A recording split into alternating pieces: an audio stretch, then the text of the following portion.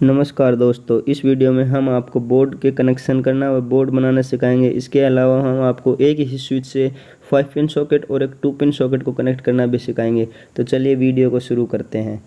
तो दोस्तों, जैसा कि आप देख पा रहे हैं, इसमें हमारे पास एक 5 पिन सॉकेट है, एक 2 पिन सॉकेट है और एक स्विच है।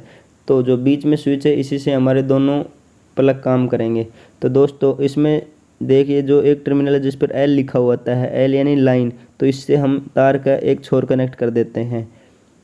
तो हमारा ये तार का कनेक्शन एक एल छोर पर कर देते हैं तथा जो तार का दूसरा छोर है उसको हमें स्विच का जो फर्स्ट टर्मिनल है यानी ऊपर वाला टर्मिनल है उससे कनेक्ट कर देते हैं। इसके बाद ये कनेक्शन जैसे ही हमारे पूरे होते हैं, इसके बाद हमें एक तार का टुकड़ा और लेना है। उस तार का हमें जो हमारा 2 पिन सॉकेट है उसके नीचे वाले टर्मिनल से कनेक्ट कर लेते हैं और जो उस तार का दूसरा छोर है उसका कनेक्शन जिससे हमें एल यानी लाइन को कनेक्शन किया है, यानी कि जो स्विच का ऊपर वाला टर्मिनल है उसी से इस तार को भी कनेक्ट कर देते हैं। यानी कि जो हमारा फेस तार आएगा उसमें दोनों में एक साथ धारा प्रभावित होगी और हमें दोनों स्विच एक ही स्विच से दोनों प्लग हमारे काम करेंगे। उसके बाद हमें तार का एक टुकड़ा और लेना है। उस तार को हमें न्यूट्रल के कनेक्शन करना है, यानी कि जो हमारा न्यूट्रल रहेगा उसका कनेक्शन करना है। तो दोस्तों, इससे जिस पे एन लिख रखा है यानी 5 पिन सॉकेट में जहाँ एन लिख रखा है उससे कनेक्ट कर देते हैं एक छोर को। और उसके बाद जो हमारा दूसरा छोर है उसको हमारा जो 2 पिन सॉकेट है उसके जो ऊपर वाला छोर है उससे कनेक्ट कर देते हैं। तो दोस्तों, जैसे ही हमारे ये कनेक्शन पूरे होते हैं, इसके बाद हमें एक बाहर से फेज और न्यूट्रल तार का कनेक्शन करना होता है। दोस्तों, आप इसकी जगह पर कोई भी लाइट या फिर कोई ट्यूब लाइट या पंखा कनेक्ट कर सकते हैं। एक ही स्विच है जिससे आपका एक 5 पिन सॉकेट भी काम करेगा और हमारा लाइट भी जल जाएगी।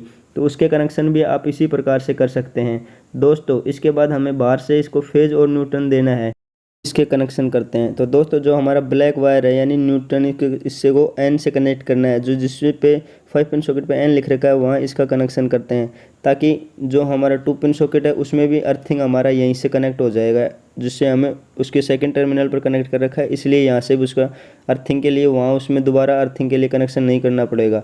और जो हमारा फेज तार है यानी कि जिससे हमें करंट मिलेगा वो हमें स्विच में कनेक्ट करना है। फेज तार हमेशा स्विच से ही कनेक्ट होता है, ये चीज़ आपको ध्यान रखनी है। तो दोस्तों, स्विच से हम फेज तार को कनेक्ट कर लेते हैं।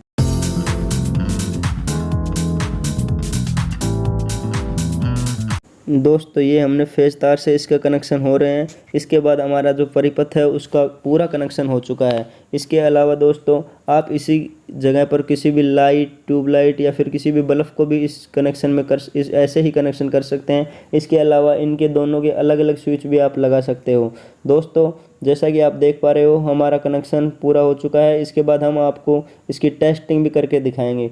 दोस्तों, जैसे ही हम स्विच ऑन करेंगे तो हमारा इसमें जो हमें टेस्ट लेना है और उससे हम इसका आपको फुल टेस्टिंग करके भी दिखाएंगे। अभी आप देखना वीडियो में।